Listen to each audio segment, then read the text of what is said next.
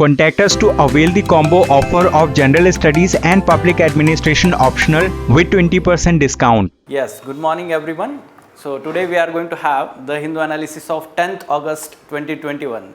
For the first time we are going live on YouTube. So those who are following directly live lecture on YouTube, so if you have any question in between, you can comment in the comment box. We will try to address that also. Okay, yes. Let us see which are the important articles from today's The Hindu newspaper. Yes, we all know that yesterday IPCC 6th assessment report was released and it made news all over the newspapers. So first of all, we will take overview of all these articles and largely it relates to that assessment report. So first of all, IPCC 6th assessment report, climate change 2021, the physical science basis, the highlights of this report. At the same time, some of the highlights especially related to India. Okay, so we will look into those aspects. There is one editorial on page number 6 related to this IPCC report. So we have to take input from that aspect also. That means we have to analyze this report and about basics of IPCC as an international organization. Okay, so from prelims perspective, basics about IPCC we will know about this. Next, one more editorial on page number 6, road ahead from Gogra. So it is talking about a de-escalation and disengagement process that is going on along LAC between India and China. Okay, so we have to understand the recent development after 12th Commander Corps level talks, disengagement at Gogra and the remaining points which are there where the disengagement is still remaining. Okay, so as a way forward, what needs to be done ahead to further go ahead in the bilateral relationship and reduce the tensions along LAC. So international relations GS2 paper, from that aspect we have to take input here. Then plastic pact, the circular economy for plastic. So this is new initiative that is going to be implemented by the private sector, the India Plastic Pact. What is this particular initiative? On page number 7, op-ed page, there is one article. So from environment perspective as well as economy perspective, we have to take input here, right? And finally, Prime Minister's 5 principle framework for maritime security. So our Prime Minister had, let's say, hosted one meeting on maritime security. As we know that India is president of UNSC for this month, August month, and India is organizing 3 important meetings, debates on different topics. And yesterday there was debate on this maritime security subject. So there our Prime Minister gave 5 principle framework for maritime security and cooperation. We have to understand this. We can directly use in our answers in IR section, international relations GS2 paper, right? Now specifically prelims related development, National Edible Oil Mission, Oil Palm, NMEOOP. This was launched by Prime Minister. So what is this government scheme that is launched from agriculture perspective? Government schemes, we have to understand that. And finally, some practice prelims MCQs will look into, try to solve here on the basis of today's current affairs. Okay, sorry for the glitches. Yes, let us continue.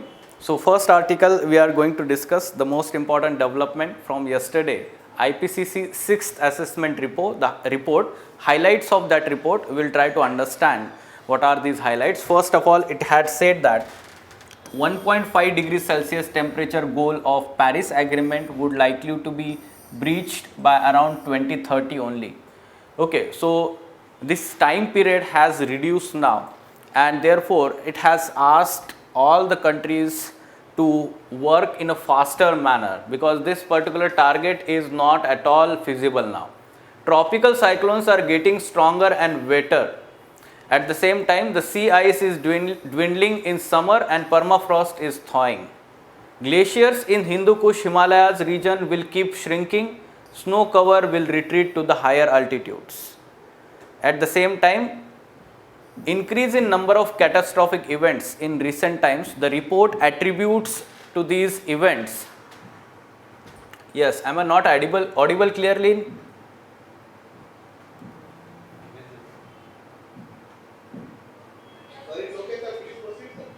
Okay. Yes. So the catastrophic events that are increased in recent times, the report attributes to the reason of these events to the global warming, increasing temperatures. Which are these catastrophic events? Increased frequency of tropical cyclones, their strengthening and getting wetter, increased number of heat waves and cold waves in different parts of the world, the number of floods and droughts frequency increase, intensification of rainfall, especially in tropical areas. That Indian subcontinent is receiving more and more rainfall in last 3 years. We have witnessed that, and the variability of that rainfall has increased. At the same time, reduction in Arctic ice and snow cover on the mountain tops, that has also, we can say, reduced. So all these catastrophic events, the attribute, or we can say the reason behind this is given to the global warming here.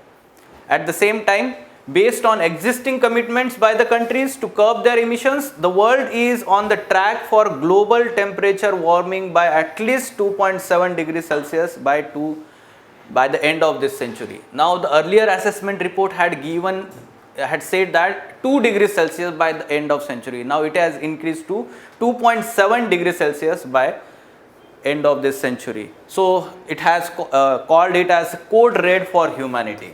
Okay, global warming. At the same time, some other highlights, like for example, relative sea level around Asia increased faster than global average, with coastal area loss and shoreline retreat. Regional mean sea level will continue to rise. So that means it is visible that India's coast is going to be threatened more. Okay, as we can see that Indian Ocean is warming faster than other oceans. At the same time, heat waves and humid heat stress will become more intense and frequent over Southeast Asia during 21st century. Both annual and summer monsoon precipitation will increase with enhanced interannual variability over Southeast Asia. So we can see that monsoon rainfall, overall rainfall will increase. At the same time, the variability of rainfall between years, this is going to increase. Okay, so the frequency of floods and droughts is going to be there, or it is going to increase. At the same time, glacier runoff in the Asian high mountains will increase up to mid 21st century, and subsequently runoff may decrease or loss of glacial storage. This is what we have to write in the answer to the question that was asked in UPSC examination last year, mains examination. UPSC asked that impact of global warming on water resources of India. Okay, so this is going to be the impact. In initial times, because of glacier melt, there will be increase in runoff and therefore flooding of the downstream areas. Okay, at the same time, later half of the century, there will be decline in runoff, because automatically the amount of water mass in the snow cover is reducing, and therefore the melt water that is there into the rivers, that is going to reduce here. Okay, so this is how it is going to impact the global warming on different aspects of weather and climate. You should be aware about that. Now we will look into the specific impact on India. Okay, so you can see here that Indian Ocean region. Indian Ocean is warming faster as compared to other ocean, and therefore surely it is going to increase the frequency of the tropical cyclone. We know that Bay of Bengal and Arabian Sea is vulnerable to the formation of tropical cyclones, and in recent times we have seen increased frequency of these tropical cyclones originating in Indian Ocean region, and this is going to further increase with each and every tropical cyclone strengthening and getting wetter. So there will be more stronger tropical cyclones giving more and more rainfall in the coastal areas wherever it is going to make landfall. Okay, first thing. Second, warming of ocean would lead to rise in sea level, leading to frequent and severe coastal flooding in low level areas. Now we know that most of the cities or major cities of India like Mumbai, Chennai, Kolkata, Kochi, Mangalore, all these major cities are located along the coastal areas, and majority of the population is located in that area. So this is going to get impacted. because of the flooding of these low level areas due to increase in sea level. Okay, this is going to be the impact. Then monsoon extremes are likely to increase over India and South Asia, while the frequency of short intense rainy days are expected to rise. That means India will witness both increase in heat waves as well as flooding. So that means the events that we are witnessing at present, intense rainfall within short period of time, and this is resulting into floods in different areas including urban cities. So the floods that happened in Chennai in 2015 or 2005 floods of Mumbai or last year 2020 floods in Hyderabad and Pune. UPSC asked question last year about this. So this is happening because of the global warming and its impact on rainfall in South Asia or monsoon we can say phenomenon. Next, models also indicate lengthening of monsoon over India by the end of 21st century, with South Asian monsoon precipitation projected to increase. Lengthening of monsoon was witnessed in last 2 years itself. IMD had projected this, that the increase in rainfall last year and last year more than average, more than predicted average. Okay, so because of this there is lengthening of monsoon. That means the 4 months time period, June to September, that is going to increase, and this is going to result into more rainfall in Indian subcontinent. Finally, if emissions continue to rise, oceans and land, two important sinks, or here we are talking about carbon sinks, and the latter a key part of India's climate action plan, would be greatly weakened in their ability to absorb atmospheric CO2. Carbon sinks are those areas which naturally absorb the CO2 from the atmosphere and help maintaining balance of this CO2.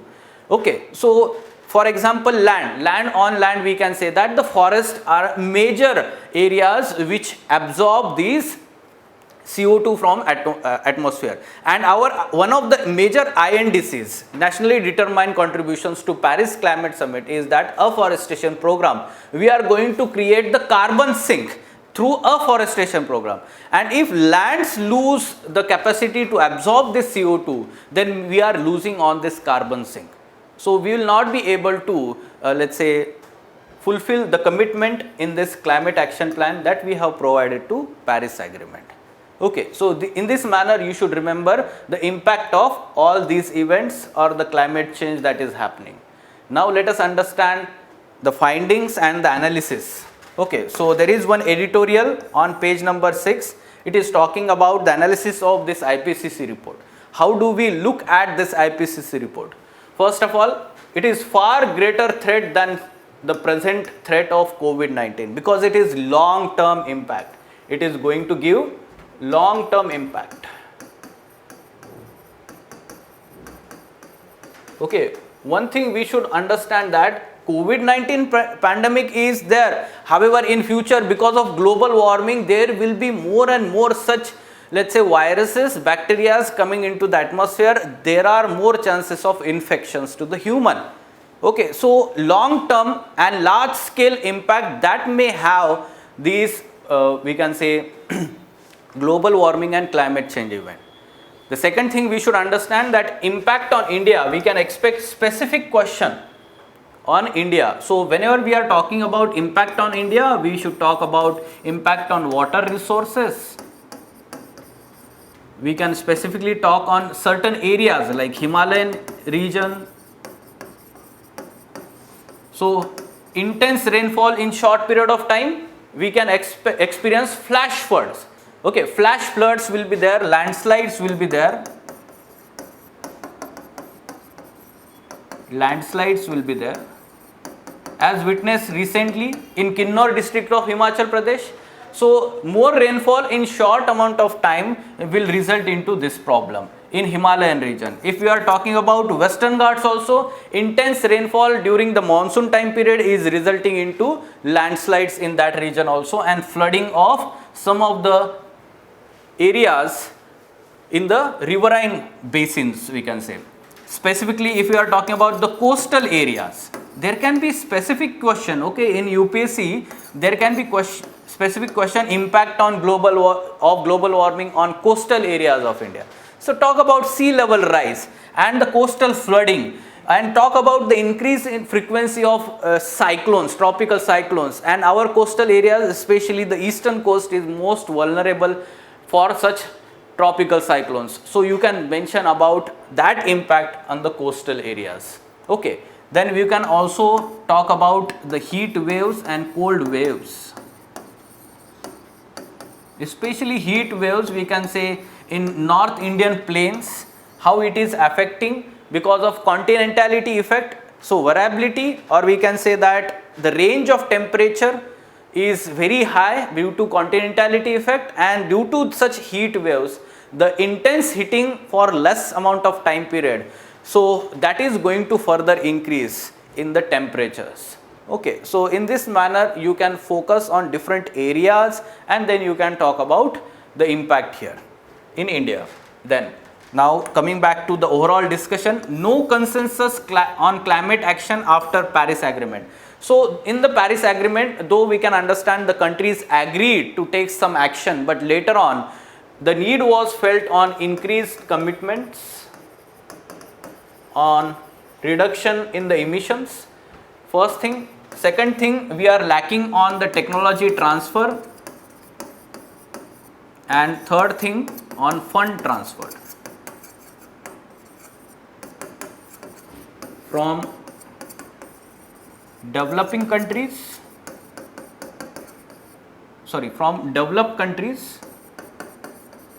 to developing countries. So this is very important. We can understand that whenever we talk about climate talks, climate action plan, remember the principle of CBDR, common but differentiated responsibility. Common but differentiated responsibility. The CBDR principle is very important. Therefore, the developed countries who have used more than their carbon space in the past 200 years after Industrial Revolution, so they should understand this responsibility towards remaining countries, developing and underdevelopment countries, and their need to use the remaining carbon space, and therefore they should take the responsibility to transfer the low emission technologies to these countries and funds for mitigation and adaptation projects in these countries. So in way forward, what you should write, these 3 points. More commitments are required by the developed countries. They also require, let's say, or work on the technology transfer and fund transfers to the developing and underdeveloped countries. Okay, so in these areas you can write down the way forward, and we can understand that this new report sets the stage for COP 2026. Okay, so COP26 of UNFCCC, United Nations Framework Convention on Climate Change. United Nations Framework Convention on Climate Change. This COP26 is going to happen in Glasgow. Last year this did not happen because of COVID-19 pandemic. This year it is going to happen in Glasgow. So we can understand it sets the stage for the COP26. It will surely pressurize those leaders who are not taking the climate change seriously. Fine. So we can expect that in future all the leaders will have consensus on this climate talks and climate action. Fine. Any question here? Now basics about IPCC for prelims examination, Intergovernmental Panel on Climate Change. This IPCC was formed in 1988 by two bodies, UNEP, United Nations Environment Programme, and WMO, World Meteorological Organization. So the intention to form this body was to have clear scientific data in front of all policymakers throughout the world. Okay, so scientific data was not there, and therefore collection of this scientific data and dissemination of this data by one particular body was required on scientific basis, accepted to all. Right. So this was being done by IPCC later on. So secretariat is supported by both WMO and UNEP, and it is located or hosted in the secretariat or headquarters of WMO in Geneva. Okay. Then it is open to all member countries of United Nations and WMO. At the same time, you should understand that it is not research based organization. Though it is scientific based organization, it is not research based, or it does not monitor the climate related data. Rather, what it does is collect the data from the member countries. Member countries voluntarily submit data. At the same time, that data is compiled and we can say that compiled on a scientific basis, so as to arrive at certain conclusions. We have seen the we can say the highlights of that report. Certain conclusions are arrived and then they are presented before the policy makers of the world. Okay, so the review is the main part of IPCC process, not research. Fine, you should remember about this. Now, road ahead from Gogra. Next article on page number 6, it talks about India-China LAC standoff and further developments. Recently, 12th Commander Corps level talks between India and China military happened, and later on the decision was taken on disengagement at Gogra. Disengagement at Gogra. At present, this is the situation. So, which are the different 3 points up till now the disengagement happened? First, Galwan Valley initially, where conflict happened last year in June. Second, Pongyang So Lake region in February this year, and third now Gogra Valley. Okay, so at these 3 points the disengagement happened, and remaining areas are Demchok and Depsang Plain. Now they are strategically located. Depsang Plains are strategically located, and we can understand that China is not allowing patrolling Indian military, or we can say armed forces there in that region.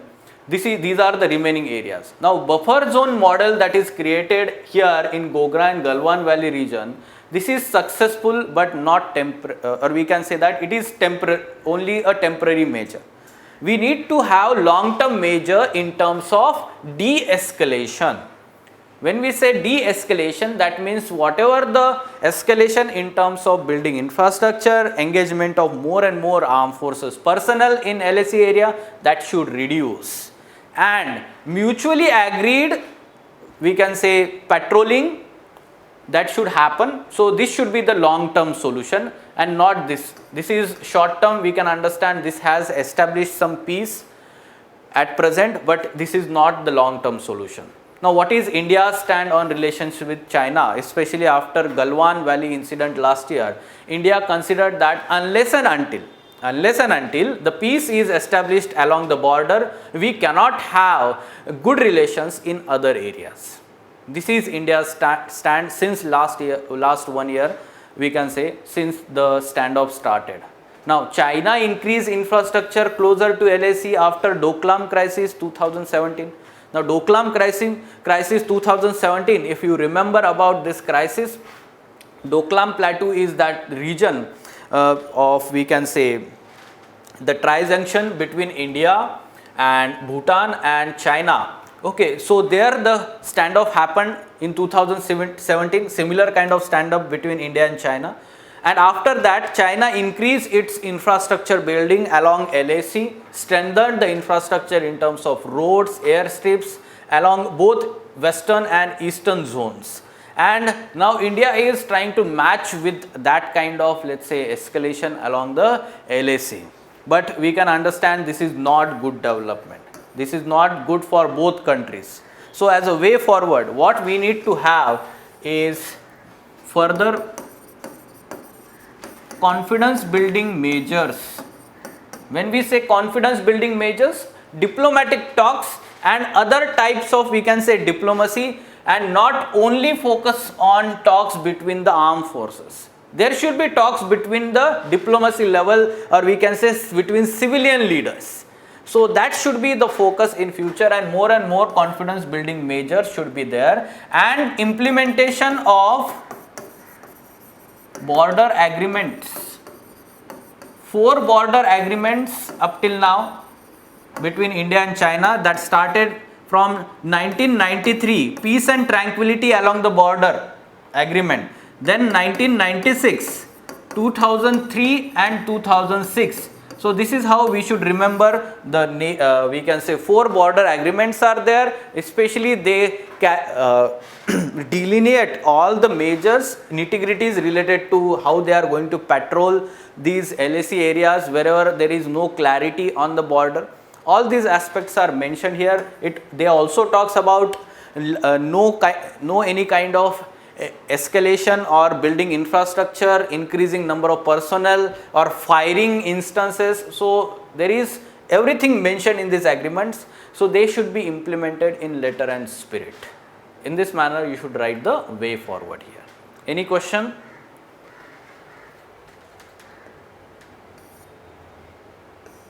Okay, next is the circular economy for plastic. It is talking about the plastic packs.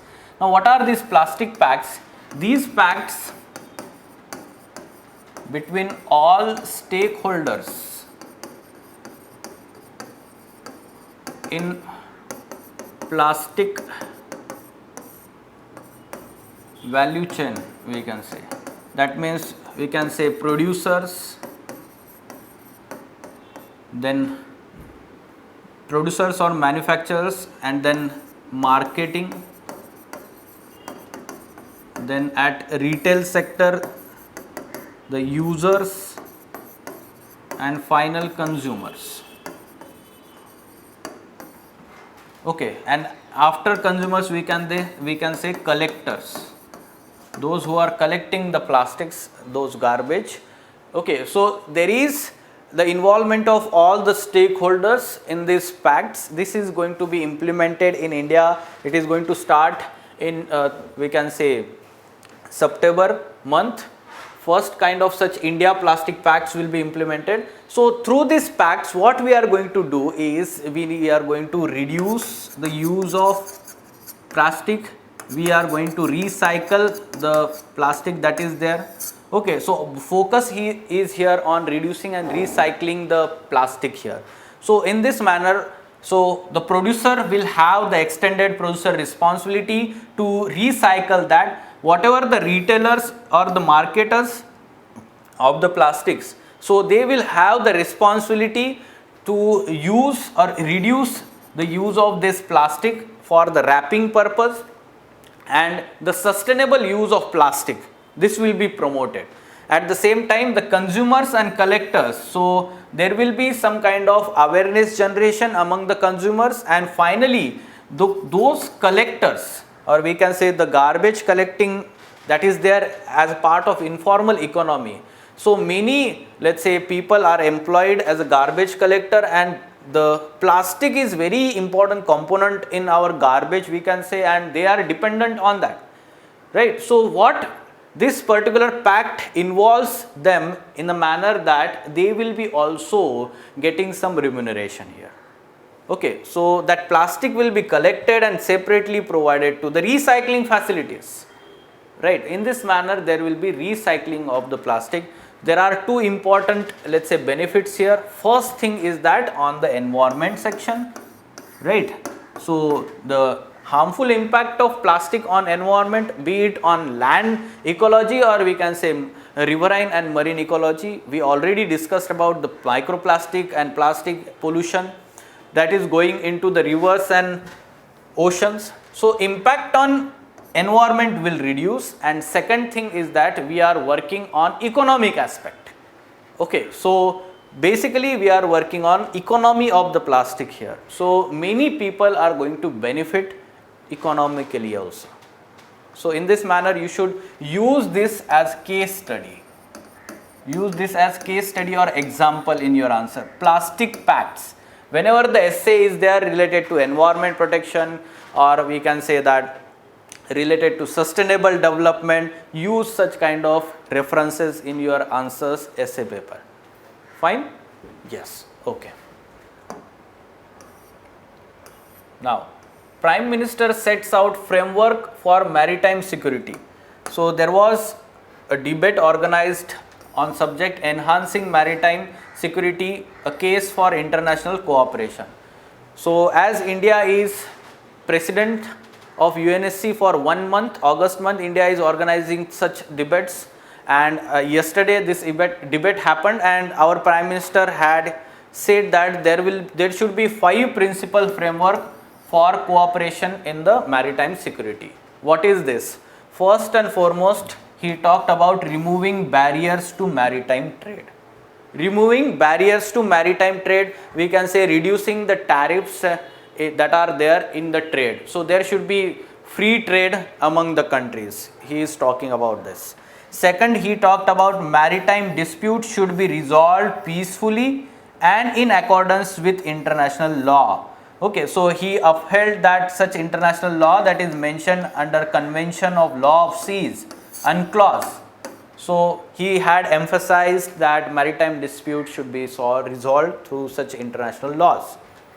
Then third thing, jointly tackle maritime threats from non-state actors and natural disasters. So he is talking about the piracy, the threat from non-state actors, or terrorism from the maritime routes, or drug and arms smuggling, and natural disaster related to oceans. Okay, then fourth one, maritime environment and marine resources needed to be conserved. So he focused here on instances of oil spills and marine pollution. Okay, so the emphasis given on sustainable harnessing of marine resources and their conservation. And lastly, the responsible maritime connectivity. Responsible maritime connectivity. So we can say that the trade routes and the connectivity should be protected, used responsible manner. All these aspects we can consider in the fifth part.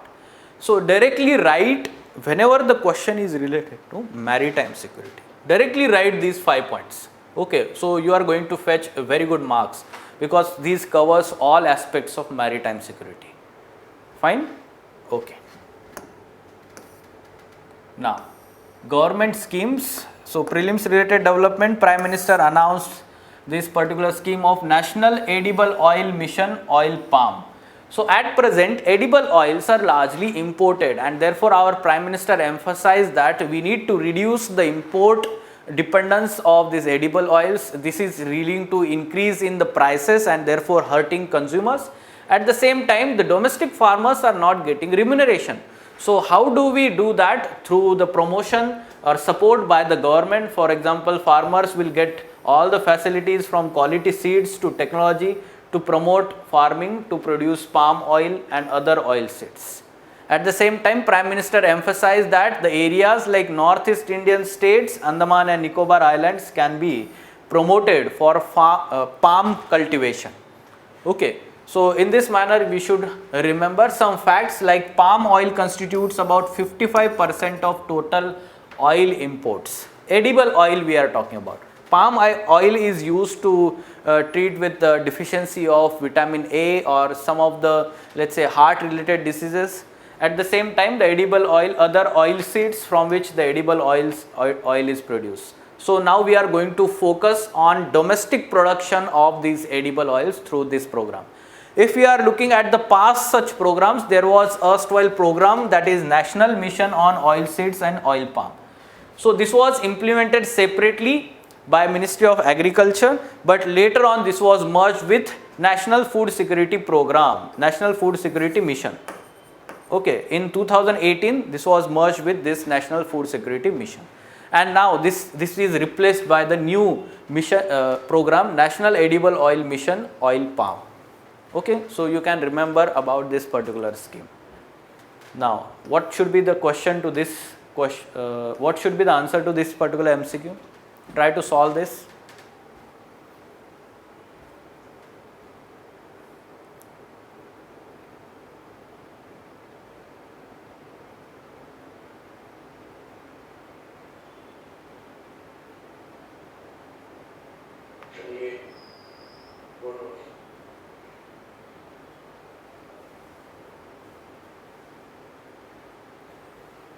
Yes, other students?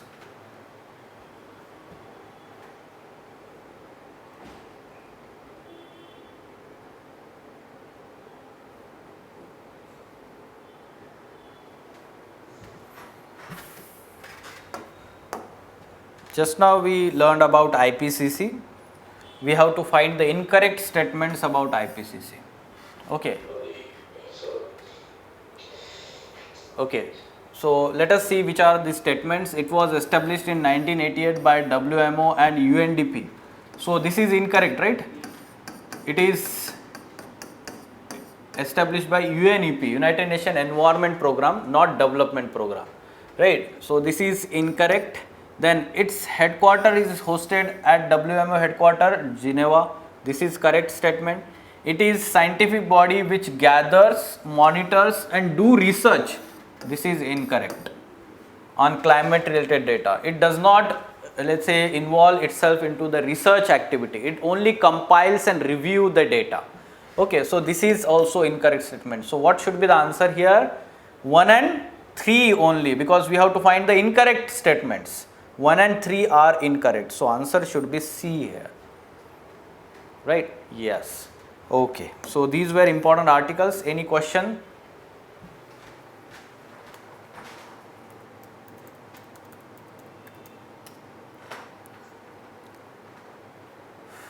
Yes. Do we have any question? Sir, INDCs are the part of IPCC, right? Which one? INDC, sir? INDCs. No, INDCs, we submit INDCs to UNFCCC as a part of UNFCCC, right? Contact us to avail the combo offer of General Studies and Public Administration optional with 20% discount.